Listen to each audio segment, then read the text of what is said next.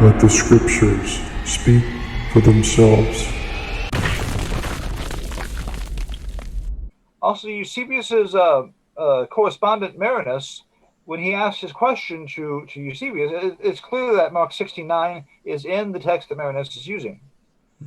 We see Eusebius use it. And by the way, Eusebius's comments are much more extensive than what a person might get if they just look at Bruce Metzger's comments, which is pretty much what you'll get in most commentaries, because people are just looking at Metzger's commentary and saying what he says and say, yeah, that makes sense. I'll find a way to reword that. They put down Metzger and they start to write something, oftentimes stretching it out in ridiculous ways. But fortunately for us, that problem has been solved by Roger Pierce. Roger Pierce has gone through the trouble of hiring people to translate the full text of Eusebius's composition Ad Marinum, and it is in this book, which, by the way, you can get for free online. Oh, that's great. Eusebius of Caesarea, and you will learn when you read this book, you will see in Eusebius's comments, not only does he not reject Mark 16:9-20, he tells Marinus, this is how the passage should be pronounced when you read it, which implies reading it in church. So there's no appearance of contradiction with what Matthew says. And later on, as he's writing on a different subject, once again, he refers to Mark 16:9 on his own and says, as it appears in some copies, and then a little later on, he says, as Mark tells us that Mary Magdalene had 7 demons cast out of her, as Mark tells us, and that time he doesn't even have a little qualification. Yeah, that's these right. details are not said by Matthew, and so they're not said by the hundreds of commentators who are just parroting. It's not said by Metzger, and because Metzger doesn't give those details, all the parrots don't say it either, because they've just been parroting what Metzger's been saying in his textual commentary. So by all means, pick up Eusebius of Caesarea, Gospel Problems and Solutions, because there's a lot more to the story, which Metzger somehow never got to repeating. Yeah, I read a book by Nicholas P. Lunn, arguing for the ending of Mark, and he actually brings that very thing up, and he goes through both Eusebius and then Jerome, who parrots Eusebius, and he gives the full text. And, he's making a case study. He says, if someone believed this is how they deal with the problem. But he seems to say, how we understand the text as being authoritative, that everything that was passed down by the pious is good for use. This is how we do it. And as you already mentioned, he tells them how to say it. He says, say it like this and then pause and then continue speaking. So that no one gets the dates confused over that issue. So I found that really interesting, because both Eusebius and Jerome are so often the kings of the fathers who are quoted against this text.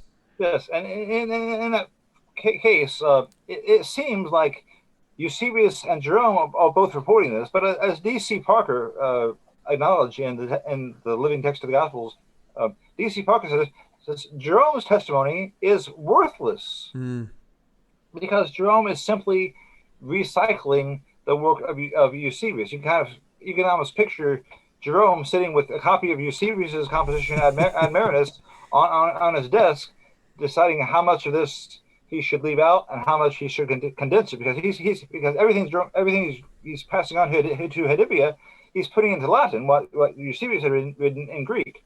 So he just boils it down, because he's we're not going to go down that path anyway. So let's go down this path and follow this path.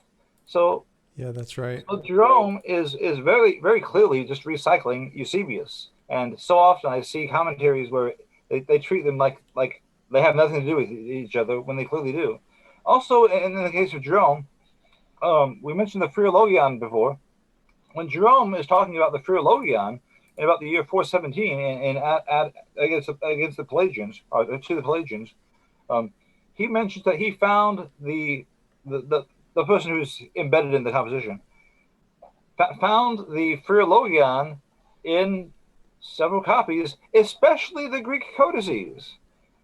And a person might say, wait a minute, over here, when he's writing to Hedibia, he says it's hardly ever there. And here, when he's writing this in 417, how can he say that this reading is in the Philologion? How can he say the Philologion is there, especially in Greek copies? Well, there's an easy answer, because he was just recycling Eusebius. doing what he said he usually did, what he said he often did. If you look at his Epistle 75, he says, yeah, sometimes I just repeat what people said before me. Right. Yeah. Yeah. No, he says that explicitly. I was reading a note earlier when he prefaces the four Gospels when he's writing to the Pope at the time, and he says, for if we are to pin our faith to the Latin text, he's speaking of when he was writing the Vulgate. He says it is for our opponents to tell us which, for there are almost as many forms of text as there are of copies. And if, on the other hand, we are to glean the truth from a comparison of many, why not go back to the original Greek and correct the mistakes introduced by inaccurate translators and the blundering alterations of confident but ignorant critics, and further, all that has been inserted or changed by copyists.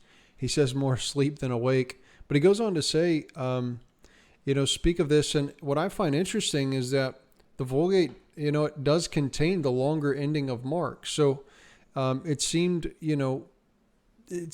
speculation to say that. Yeah, that should show you how seriously Jerome was taking what Eusebius had said before. Yeah. Because he knows that he's going to go with Jerome's solution, the one that says, well, here's how you pronounce it. Yeah. Yeah.